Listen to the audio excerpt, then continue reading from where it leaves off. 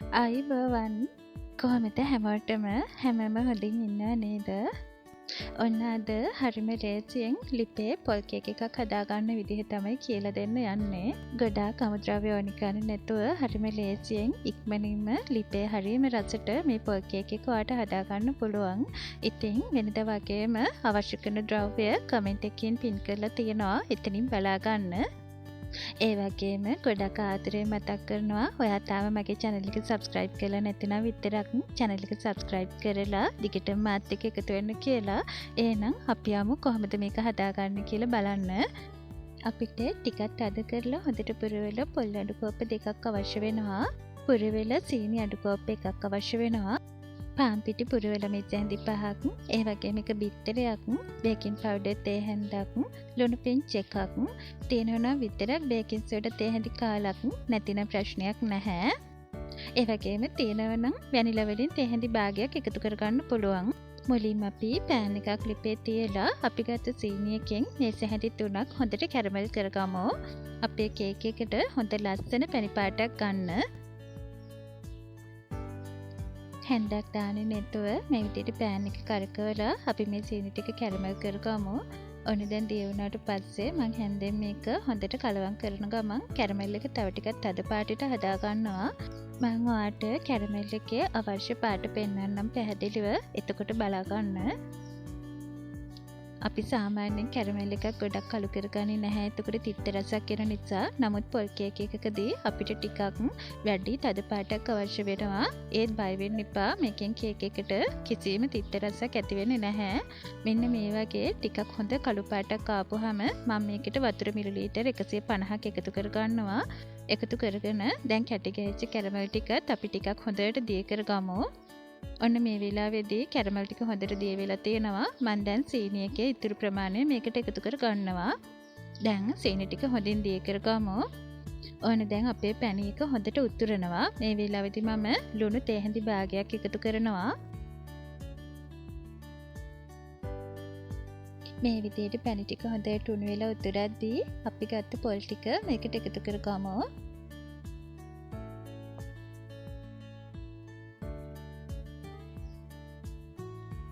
පොල් ටික ඔක්කොම එකතු කරගෙන අපි මේ පොල් ටික පැන එකේ හොඳින් තැම්බෙනකම් විනාඩි 3ක් විතර ලිපේ තියලා හොඳින් කලවම් කරගමු. විනාඩි 3ක් විතර මෙන්න මේ විදිහට හොඳට අපේ පැණි පොල් එක මලව ගමු. මේ වෙලාවේදී ඔයාලට ලුණු රස ඇද්ද කියලා බලලා මදිනා එකතු කරගන්න පුළුවන්.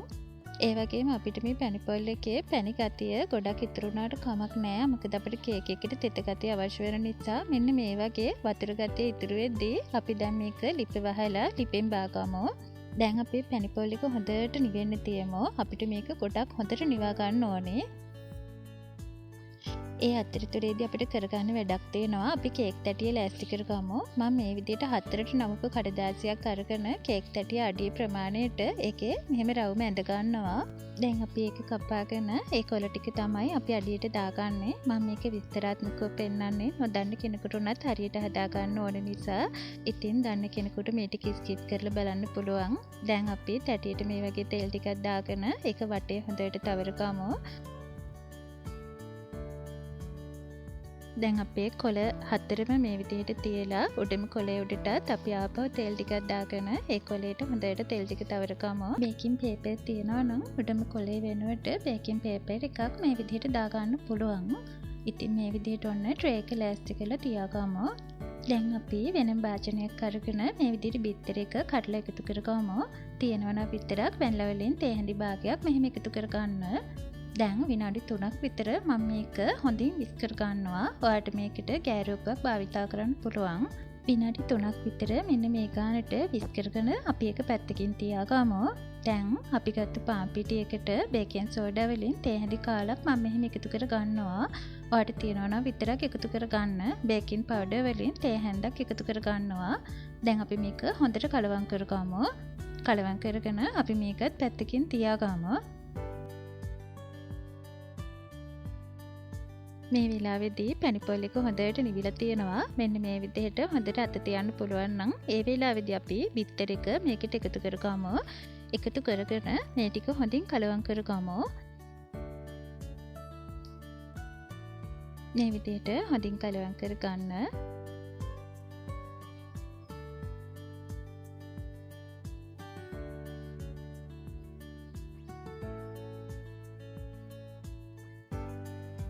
මේ විදිහට හොඳින් කලවම් කරගත්තට පස්සේ අපි දැන් අපේ පාන් පිටි ටික මේකට දෙපාරකට විතර හලලා එකතු කරගමු. එකපාර එකතු කරන්න එපා. ඒතකොට කැටි හැදෙන්න බලනවා. මේ විදිහට දෙපාරකට ටික ටික දාලා හොඳින් කලවම් කරගෙන එකතු කරගමු.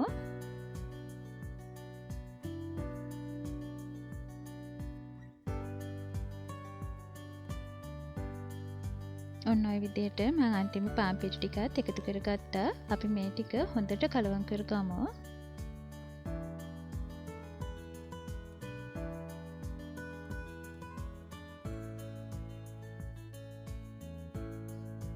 ඔන්න අපේ කේක් මිශ්‍රණය මෙන්න මේ විදිහට තමයි තියෙන්න ඕනේ. ඔයාලට මේක වැඩිපුර රස කරගන්න තියෙනවා නම් රටින්දි වගේ දාගන්න පුළුවන්.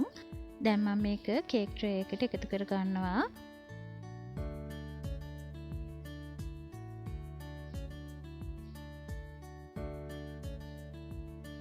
කේක් ට්‍රේ එකට එකතු කරගෙන මේක හොඳට සමතලක් කරගෙන උඩ ලස්සනට හදාගන්න.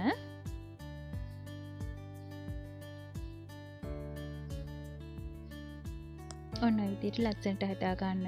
දැන් අපි මේක ලිපේ බේක් කරන්න අවශ්‍ය භාජනය ප්‍රීහීට් කරගමු. මම පරණ රයිස් කුකර් භාජනයක් තමයි මේ වැඩවලට භාවිතා කරන්නේ. ඔන්න විනාඩි 5ක් විතර ප්‍රීහීට් කරපු භාජනයට මම කේක් තැටිය තියාගන්නවා. අපි මේක විනාඩි 45ක් බේක් කරගමු. සැරින් සැරේ අරලා බලන්න එපා. ඔන්න මේ තියෙන විනාඩි 45කට විතර පස්සේ ටූත් පික් එකක් අරගෙන කේක් එකේ මැදට මේ විදිහට ගහලා බලන්න. ඒක පිරිසිදුවට මෙහෙම එනවා නම් කේක් එක බේක් වෙලා ඇති. දැන් මම ලිප වහලා කේක් එක ලිපෙන් ඉවත් කර ගන්නවා.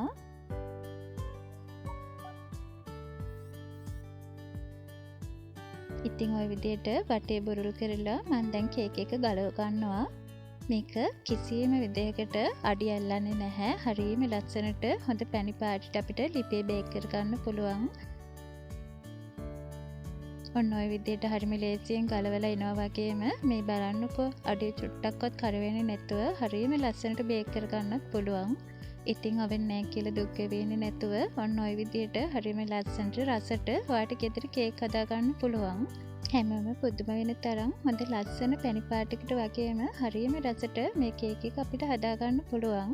ඉතින් මම කපලා පෙන්නන්නම් ඇතුළ මොන වගේද කියලා. හරියම සොෆ්ට් එකට තියෙනවා. ඒ වගේම මේ වෙලාවේදී විශේෂ දෙයක් කියන්න ඕනේ. ලිපේ කේක් බේක් කරද්දී කේක් එක බේක් වෙලා එන්නේ අඩියේ ඉඳලා වට ප්‍රමාණයෙන් ඇතුළට. එතකොට කේක් එක ටිකක් මැද්දෙන් තමයි අපි නිතරම බලද්දී අමු ගතිය අපිට තේරෙන්නේ. ඒ නිසා ඉවසීමෙන් හොඳට වහලා සැරින් සැරේ අරින්නේ නැතුව විනාඩි 45ක් විතර පාඩුවේ එක බේක් වෙන්න තියන්න. එතකොට මේ විදිහට හොඳ ලස්සන කේක් එකක් ඔයාලට හදාගන්න පුළුවන්.